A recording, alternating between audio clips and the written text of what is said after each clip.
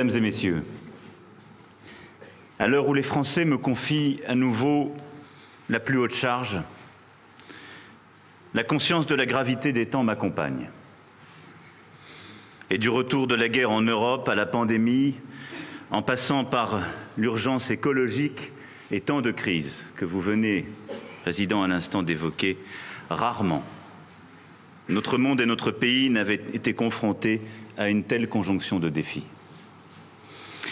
Là où de nombreux peuples ont décidé le repli, cédé parfois à la tentation nationaliste, à la nostalgie du passé, aux sirènes d'idéologie dont nous pensions avoir quitté les rives au siècle précédent, le peuple français a fait le choix d'un projet clair et explicite d'avenir.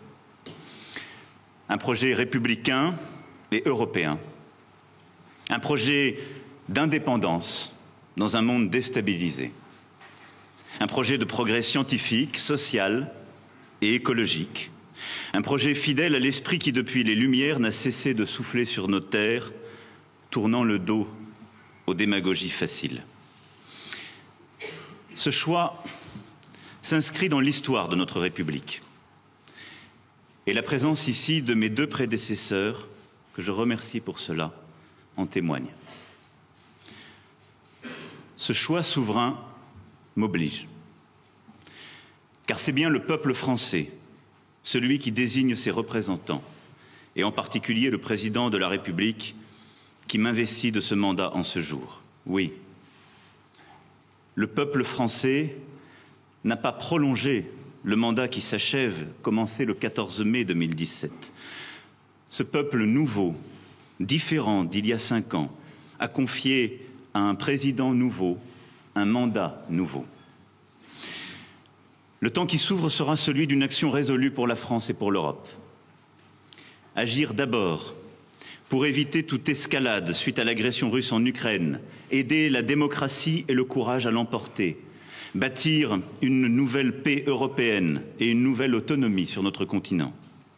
Agir pour faire de notre pays une puissance agricole, industrielle, scientifique et créative plus forte, en simplifiant nos règles et en investissant pour cette France de 2030. Agir pour bâtir une société du plein emploi et d'un juste partage de la valeur ajoutée, car la France a besoin de continuer de produire et d'innover davantage. Agir pour faire de notre pays la grande puissance écologique qu'il a à être par une transformation radicale de nos moyens de produire, de nous déplacer, de vivre en métropole comme dans nos outre-mer. Agir pour continuer de nous attaquer aux inégalités à la racine en refondant notre école et notre santé.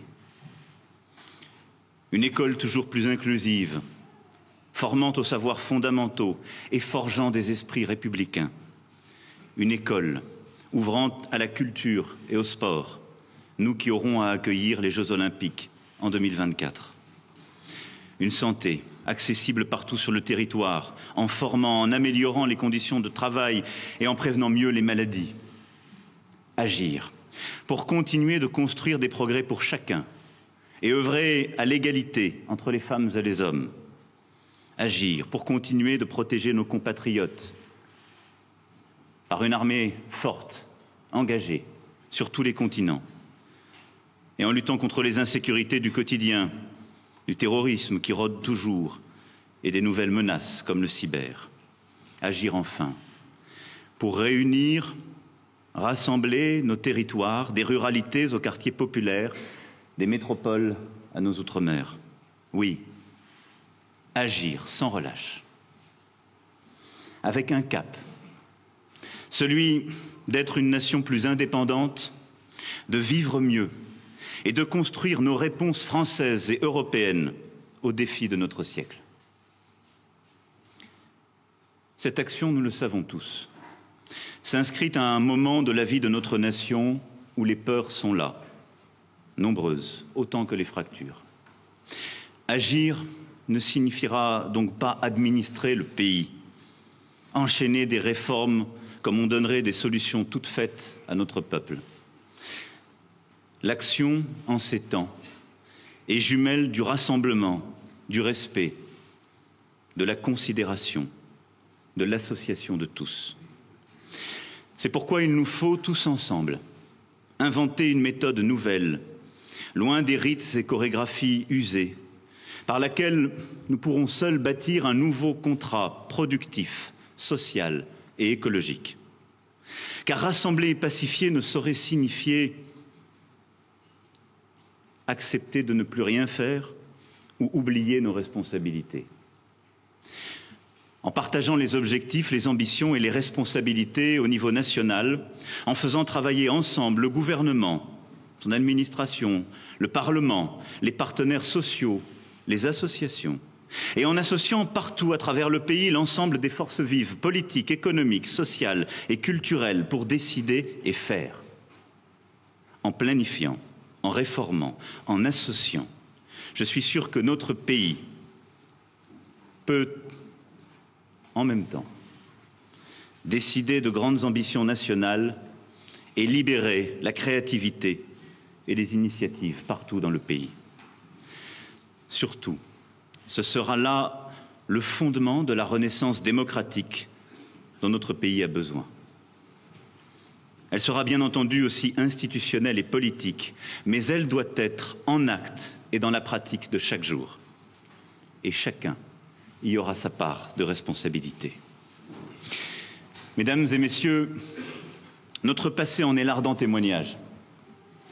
C'est dans les temps les plus difficiles que la France révèle le meilleur d'elle-même. C'est lorsque se lève le vent du tragique que nous, Français, trouvons la force de nous hisser au-delà de nous-mêmes pour écrire l'histoire à l'encre de l'universel. Nous en sommes là. À ce moment où le siècle bascule et où, dans le grand dérèglement planétaire, nous avons ensemble à tracer un chemin et à montrer une voie. Ma conviction est faite. Ayons le courage de regarder le réel en face pour mieux concrétiser notre idéal, plutôt que de nous laisser aller à d'illusoires chimères. Soyons fidèles aux valeurs de liberté, d'égalité, de fraternité, de laïcité, qui nous font depuis 1789 et que nous avons collectivement choisi le 24 avril. Chérissons en bloc cette histoire millénaire qui nous lie les uns aux autres, cette culture à part, cette langue dont l'abbé Grégoire disait qu'elle est l'idiome de l'universel. Continuons d'aimer la République et tout ce qu'elle emporte. La prééminence de la volonté générale sur les intérêts particuliers, la reconnaissance du verdict des urnes, le respect de la loi comme clé de voûte du contrat social. Aimons notre patrie, comme ce trésor de géographie, de paysage, où depuis le plateau de Gergovie jusqu'aux confins des Marquises, depuis les Pyrénées de mon enfance jusqu'à mes plaines picardes, on sent battre le cœur de ce vieux peuple enraciné qui a offert au monde les rêves les plus fous, l'humanisme, les lumières, les droits de l'homme. Alors oui, la France n'aura pas fini d'inspirer le monde. De la confiance accordée par le peuple français, je me sais redevable. Cette confiance, toujours fragile, chaque matin remise en cause, est le socle de notre régime de liberté.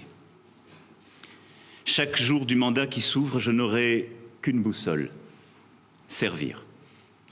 Servir notre pays, miracle de la volonté et de la liberté des hommes. Servir nos concitoyens, dont le sens du devoir et l'amour de la patrie sont nos plus sûrs atouts. Servir nos enfants et notre jeunesse, vers lesquels mes pensées vont en cet instant, et à qui je fais le serment de léguer une planète plus vivable et une France plus vivante et plus forte. Vive la République et vive la France.